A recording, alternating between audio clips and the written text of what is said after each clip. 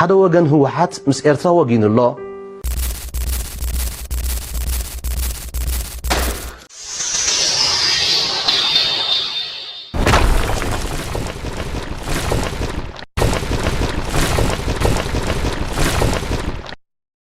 ኣብዚ ቅንያት እዚ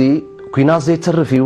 ትማሊ ፕሬዝዳንት ጊዜያዊ ምሕዳር ትግራይ ኣይተ ጌታቸው ረዳ ምስ ሪኦት ሚድያ ኣብ ዘካየድዎ ጻንሒትን ምክትሎም ሌተናንት ጀነራል ጻድቃን ገብረትንሳኤ ኣብ አፍሪካን ሪፖርት ንዘስፈርዎ ሰፊሕ ሓተታ ነመልኪቱ መንግስቲ ኤርትራ መግለጺ ኣውጽኡ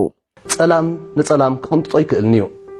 መንግስቲ ኤርትራ ኣብ መግለጺኡ ብዛዕባቶም ክቕንጸሉ ይድለዩ እዮም ዝበሎም ላዕለዎት ወታደራውያን ኣዘዝቲ ሰራዊት ትግራይን ፖለቲካውን ኣመራርሓ ህወሓትን ዝምልከት ብዛዕባቲ ዘይቀር ዝበሃለሉ ዘሎ ኩናት ኢትዮ ኤርትራን ንውዕል ፕሪቶሪያ ዝምልከት ሓድሽ ዘውፅኦ መርገጽን ኣመልኪትና ድማ ከም ስዕብ ቃል ብቃል ክነቕርቦ ኢና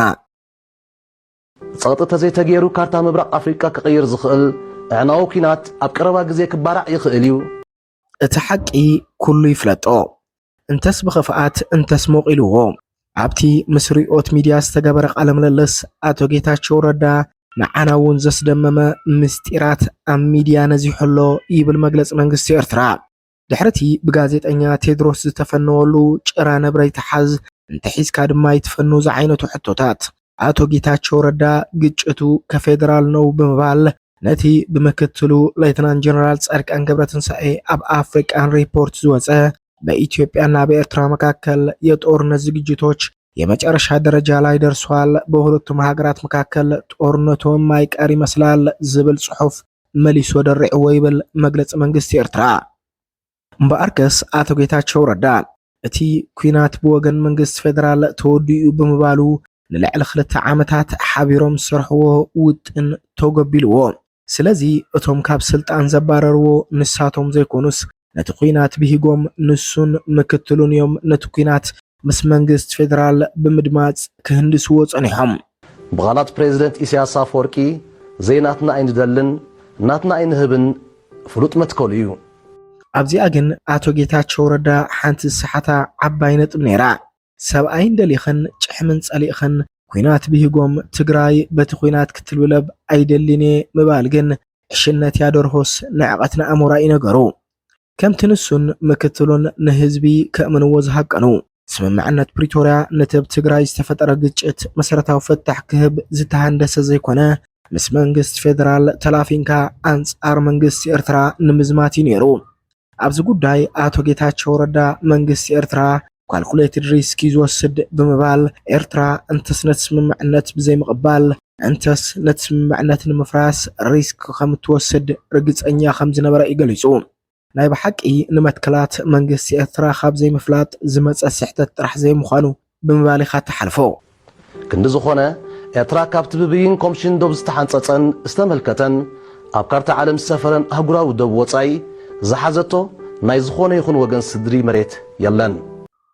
ኣብቲ ድሕሪ ስምምዕነት ፕሪቶሪያ ምኽታሙ ኣብ ድምፂ ወያነ ዝተገበረ ሰፊሕ ናይ መብርሂ መደብ ኣቶ ጌታቸውን ሌተናንት ጀነራል ጻድቃን ገብረትንሳኤን ስምምዕነት ፕሪቶሪያ ኣብ ባይታ ምስ ዝትግበር እዚ ስምምዕነት እዚ ብጥምረት ክዋግኡና ንዝጸንሑ ሓይልታት ክበታትኖም እዩ ከም ዝበሉ ናይ ትማል ተዘክሮ እዩ ድሕሪዚ ዝመጹ ክስተታት ኣብ ክልል ኣምሓራ ሓድሽ ግጭት ተወሊዑ አንጻር ኤርትራ ቅሉዕ ዘመተውን ተጀሚሩ ይብል እቲ መግለጺ ድሕርና ከም ዝፈለጥናዮ ግን እቲ ሸርሕሲ ንሕወሓት እውን ዝሓወሰ እዩ ነይሩ ድሒሩ ከም ዝተኸሸሐ ውጥን አንጻር ወፍሪ ኤርትራ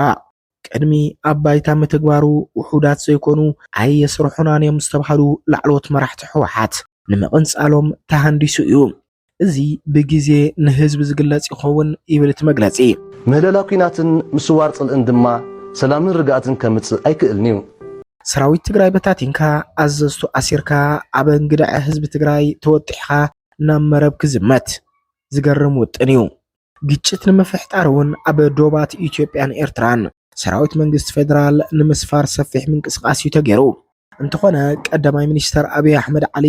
ኣብ ቅድሚ ማሕበረሰብ ዓለም ተሓታቲ ናይ ዘይምዃን ትግራይ ከም መበገስ ንምግባራ ምስ ጊዜያዊ ምሕዳር ትግራይ ኣብ ስምምዕነት ብምብጻሕ ኣብ መንጎ ሰራዊት ኤርትራን ሰራዊት ትግራይን ኣቀዲምካ ግጭት ንምህንዳስ ሰራዊት ኢትዮጵያ ካብ ዶባት ጥራይ ዘይኮነስ ካብ ከተማታት መቐለን ኣብ ካልኦት ዓበይቲ ከተማታትን ዝነበረ ኣሃዱታት ከም ስሕባ ገይሩ ኣብዚ ድማ ሚስ ኳልኩሌሽን ተሰሪሑ ኣቶ ጌታቸው ረዳ ድሕሪ ማይና በዓቲ ብዛዕባ ኤርትራ ክፈላሰፍ ዘይኮነስ እቶም ንኸጥፍኦም ምስ ቀዳማይ ሚኒስተር አብይ አሕመድ ዓሊ ዝተማሻጠረሎም ኣዘዝቲ ሰራዊት ነቲ ዕድል ተጠቂሞም ንባዕሉ ገልቢጦም ኣፈናቂሎምዎ ልበኮስያ ወዲ ሓፍቲ ፈልጣ ብምባል ድማ መግለፂ ይዛዝም እምበኣርከስ ፍትዋት ተኸታተልቲ ምድላዋት ታርጌት ሚድያ ልሳናት መንግስቲ ኤርትራ ካብ ዝኾኑ ሓደ ሴንተር ሪሰርች ፎር ዶክሜንቴሽን ማእኸል ምርመራን ስነዳን ቅዱሳት ሃገራውያን ንመግለጽ መንግስቱ መልኪቱ ከም ስዕበ ዋዲዱን ዘቕረቡ ሓሳብ ቃል በቃል ናበኻትኩም ኣቕሪብና ሰላም